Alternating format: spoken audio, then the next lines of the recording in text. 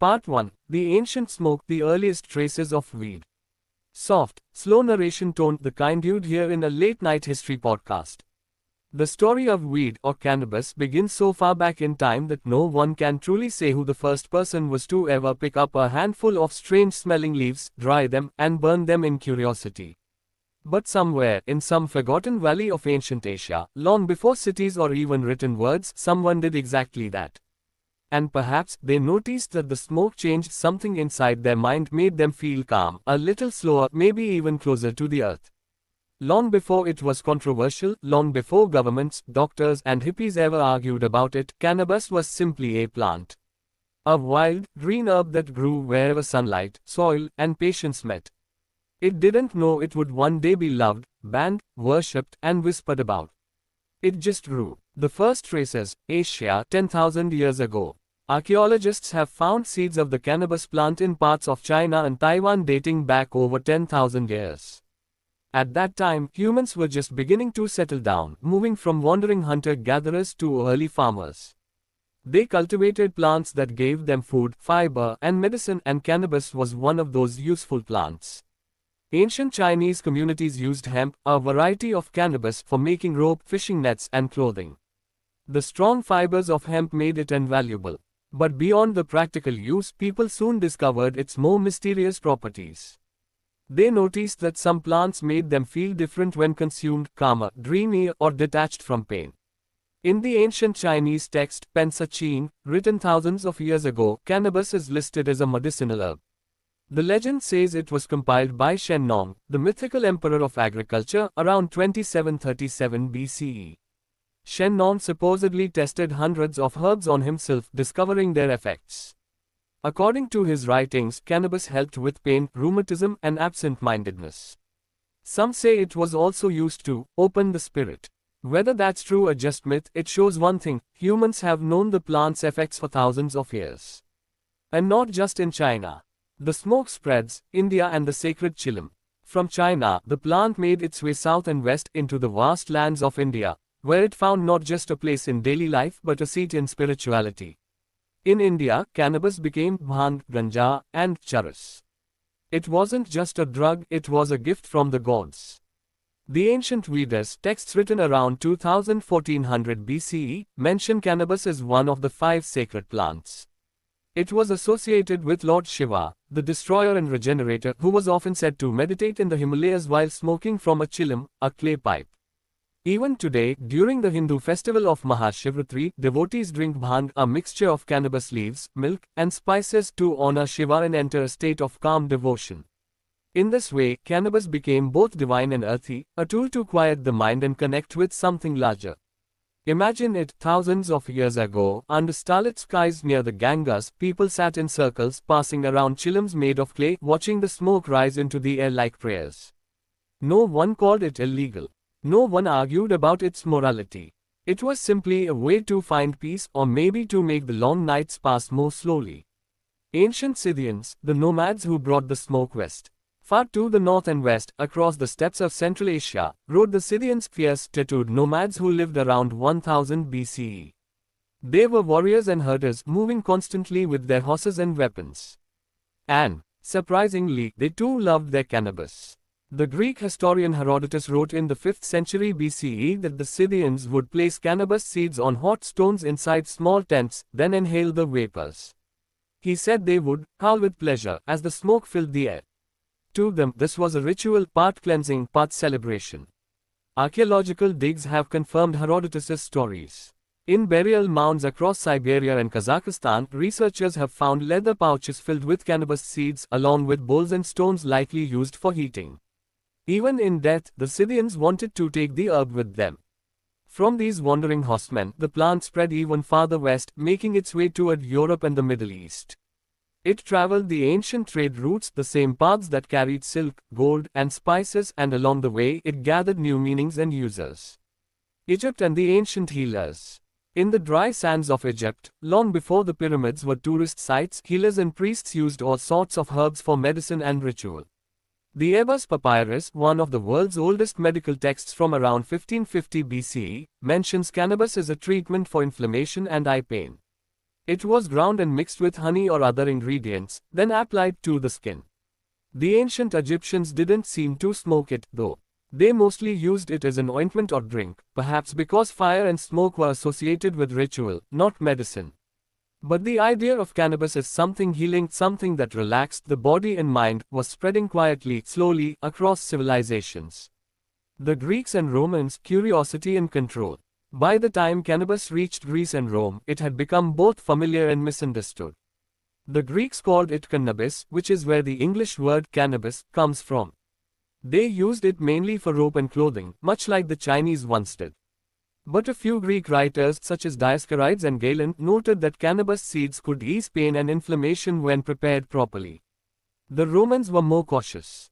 They admired hemp for its strength, their ships used ropes made from it, but they didn't embrace it as a pleasure herb. Perhaps they feared what they didn't fully understand. Or perhaps by then, their society was already too disciplined to welcome something that made you feel slow and dreamy. Still, in the corners of the empire, soldiers and travelers carried the seeds. The plant was patient. It didn't need approval to grow. Africa, spirit, healing, and smoke. As trade routes expanded southward, cannabis found its way into Africa. In regions like Egypt, Ethiopia, and later South Africa, it became part of both medicine and ritual. Some tribes used it in ceremonies to communicate with ancestors. Others used it to treat fevers, snake bites, and pain. In some parts of Africa, cannabis smoking was done in long wooden pipes, and it was often accompanied by chanting or drumming. The slow rhythm, the rising smoke, the sense of connection, these were timeless.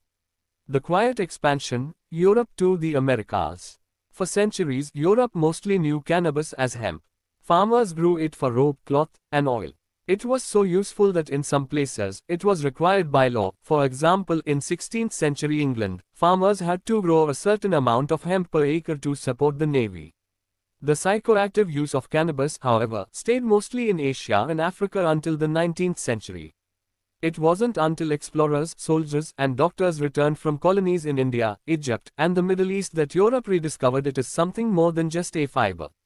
By the 1800s, cannabis was appearing in European pharmacies, as tinctures, oils, and medicines for everything from pain to insomnia. The French writer Baudelaire even joined a group called Club des Hashichiens, where artists experimented with hashish in hopes of expanding their creativity.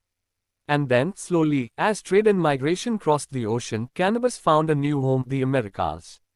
The Americas, new soil, old smoke. When European colonists arrived in the Americas, they brought hemp seeds with them for industrial use. George Washington and Thomas Jefferson both grew hemp on their plantations. But it wasn't until the 19th and early 20th centuries that cannabis began to be smoked recreationally in North and South America. In Mexico, cannabis, often called marijuana, became popular among workers and soldiers. By the early 1900s, as Mexican immigrants moved north into the United States, they brought the tradition of smoking marijuana with them. What followed was a strange chapter, one that would shape cannabis history for a century, the beginning of fear, propaganda, and prohibition. The history of weed, from ancient roots to modern calm. A boring history for sleep part 2. The ancient spread of cannabis. Let's take a slow breath. Inhale, exhale, and drift back in time, far before the noise of cities, before cars, before electric light. We are standing in the cradle of ancient civilization, surrounded by wide green fields under a soft, golden sun. Somewhere, among these ancient plants, grows cannabis sativa, the plant that would travel the world and stir so many stories across human history. Long before anyone called it weed or marijuana, it was simply a plant, a quiet, resilient herb. Ancient farmers discovered it could make strong fibers, nutritious seeds, and a healing resin. Thousands of years ago, around 5000 BCE, people in China cultivated hemp for rope, cloth, and medicine. Archaeologists have found ancient hemp fibers woven into pottery and clothing, a sign that this humble plant had already become part of daily life. In the ancient Chinese pharmacopoeia, cannabis was listed as a healing herb. The legendary Emperor Shen Nung, considered the father of Chinese medicine, mentioned it as a treatment for pain, malaria, and forgetfulness. It was not yet a recreational thing, it was part of nature's pharmacy. From China, the plant drifted slowly west. Traders and travelers carried it across Central Asia, through the mountain passes of the Himalayas, into India, where it found a sacred place in spiritual life. In India, cannabis was not only medicine. It was divine. Ancient Hindu texts such as the Atharva Veda, written over 3000 years ago, called it one of the 5 sacred plants. It was said to be dear to Lord Shiva, the god of transformation and meditation. During festivals like Holi, people drank a mixture called bhang made with cannabis leaves, milk, and spices to celebrate joy and relaxation. From India, the plant moved along trade routes through Persia, Mesopotamia, and Egypt. Ancient Egyptians used cannabis for inflammation and pain relief. Seeds were found in tombs, suggesting it held ritual importance even in death. By 1000 BCE, cannabis had reached Europe. The Scythians, a nomadic tribe of horse riders, used it in purification rituals. Greek historians like Herodotus wrote that Scythians threw cannabis seeds on hot stones inside tents, inhaling the fragrant smoke until they shouted with joy. And so, across thousands of years, this green traveler moved quietly, from one hand to another, across mountains and rivers, across empire and faiths. Not as a dangerous substance. Not as a symbol of rebellion. But simply as a plant that soothed the human body and mind. Weed in the Middle Ages. Time drifts on. Empire rise, empire fall. Now, we enter the long, misty corridors of the Middle Ages, a time of kings and knights, monks and medicine. Hemp was everywhere in medieval Europe. It wasn't smoked for pleasure yet, it was spun, woven, and worked. Hemp fibers made ropes for ships, cloth for peasants, oil for lamps, and paper for books. In fact, some of the earliest Bibles and historical manuscripts were written on hemp paper. Imagine monks in cold stone monasteries sitting by candlelight copying scriptures onto hemp parchment. The plant had become part of knowledge itself. While its fibers were celebrated, the plant's psychoactive side remained quieter, less known in Europe. But in the Middle East and North Africa, a different story was unfolding. During the Islamic Golden Age, around the 9th and 10th centuries, scholars, poets, and mystics used hashish, a concentrated form of cannabis resin. In places like Persia, Egypt, and Syria, it became both a social and spiritual companion. In poetry, hashish was described as a way to see beauty, to feel laughter, to connect with divine presence. One of the oldest mentions comes from Arabian tales and Sufi poetry, where cannabis was seen as a tool for contemplation. But even then, debates began. Some rulers banned it, others tolerated it. Some called it sinful, others saw it as natural. And so began the long tension between fear and freedom, law and leaf, that would echo for centuries to come. Colonial hemp or early America. Now the centuries turn again, and we find ourselves in the age of exploration. Ships sail from Europe to the New World, their tall masts dressed in hemp sails and their ropes woven from hemp fibers. The plant literally powered the journeys that connected continents. In colonial America, hemp was not just accepted, it was required. In the 1600s, colonies like Virginia and Massachusetts ordered farmers by law to grow hemp. It was that valuable. Hemp was used for sails, rope, paper, and clothing. Even George Washington and Thomas Jefferson grew hemp on their estates. It's a curious thing to imagine, the same plant that would later be outlawed was once a symbol of industry and progress. Early American newspapers and documents, possibly even the Declaration of Independence draft, were printed on hemp paper. In this era, cannabis was not seen as intoxicating or rebellious. It was simply another crop, like flax or cotton, with deep utility. But as trade expanded and global influences mixed, the psychoactive use of cannabis began to arrive in Western society through Caribbean and Mexican cultural roots in the 19th century. Sailors, workers, and musicians brought stories of a relaxing smoke that lifted moods and softened pain. At first, curiosity bloomed. Doctors experimented with cannabis tinctures as medicine for pain, migraines, and insomnia. By the late 1800s, cannabis extracts were sold in Western pharmacies under names like cannabis indica elixir. It was, for a moment, a quiet era of acceptance. But clouds were gathering on the horizon. The 20th century cracked down. The 1900s arrived, an age of machines, motion pictures, and modern politics. With it came the first great wave of fear around cannabis. As immigration from Mexico increased after the Mexican Revolution, cultural stigma grew in the United States. Newspapers and politicians began linking marijuana, a new name unfamiliar to many, with crime, danger, and madness. In the 1930s, the U.S. Federal Bureau of Narcotics, led by Harry Anslinger, launched an aggressive campaign against cannabis. Films like Reefer Madness spread wild myths, showing young people going insane or violent after smoking. The plant that once made paper for the Constitution was now painted as a national threat. In 1937, the Marijuana Tax Act effectively criminalized cannabis in the US, making possession and sale punishable. Around the world, other nations followed with similar laws. By the 1950 and 60, anti-drug sentiment was woven into culture and policy. But despite the crackdown, cannabis never truly disappeared. It remained quietly alive in backyards, in secret gardens, in music and whispers. Weed in music, counterculture, and medicine. The world changed again in the 1960s. Young people, disillusioned by war and conformity, began searching for peace, love, and freedom. Cannabis became a symbol of rebellion, yes, but also of relaxation, connection, and art. In smoky coffee houses and glowing festival fields, artists sung of a different kind of high, not of chaos but of calm. The beat poets spoke of cannabis as a muse. Bob Dylan, the Beatles, and Jimi Hendrix turned it into rhythm and poetry. Weed flowed through the veins of the hippie movement alongside peace signs and flower crowns. To them, it wasn't just about intoxication. It was about mindfulness, about escaping a system that felt mechanical and hollow. At the same time, scientists began to study cannabis more closely.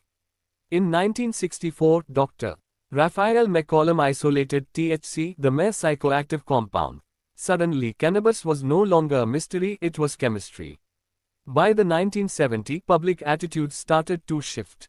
President Jimmy Carter even considered decriminalization.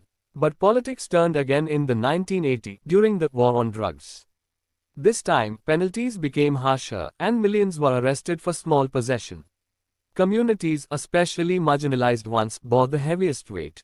Still, science kept whispering another truth, that cannabis had real medical value.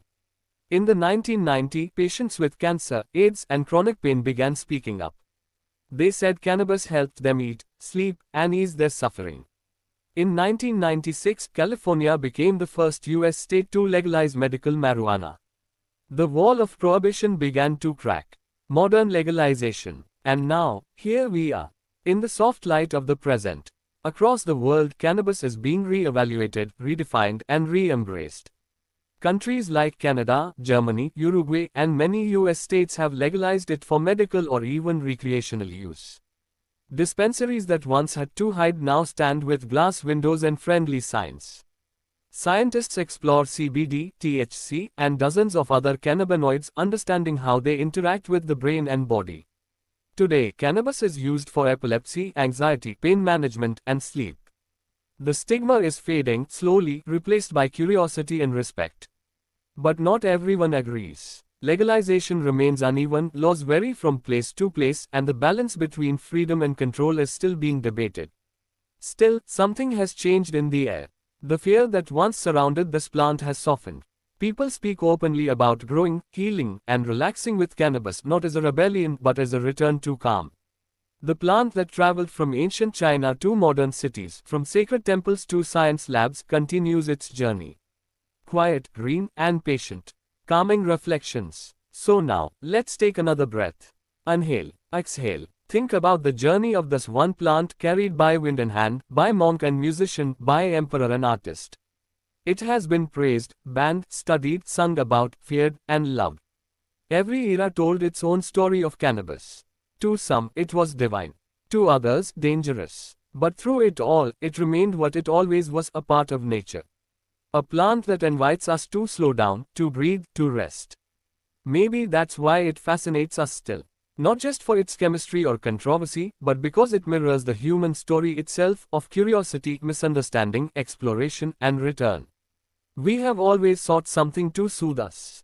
To ease the noise. To quiet the world long enough for sleep to come. And so, as you listen, maybe you can imagine the ancient farmers under moonlight, tending their small hemp fields, or the poets of Persia, laughing softly over hashish and verses, or the musicians of the 1960s, strumming slow chords under the stars. All connected, somehow, by this one quiet plant. Let the story settle. Let the mind drift. The long history of weed, from ancient soil to modern science, reminds us that calm has always been close at hand. Sometimes, it just grows quietly in the garden. Now, let your thoughts loosen like smoke in the breeze. The centuries have passed, the world has changed, but the rhythm of relaxation, the rhythm of peace remains the same. Sleep well, traveler. You followed the path of cannabis across 7,000 years. Rest now, in the calm it leaves behind.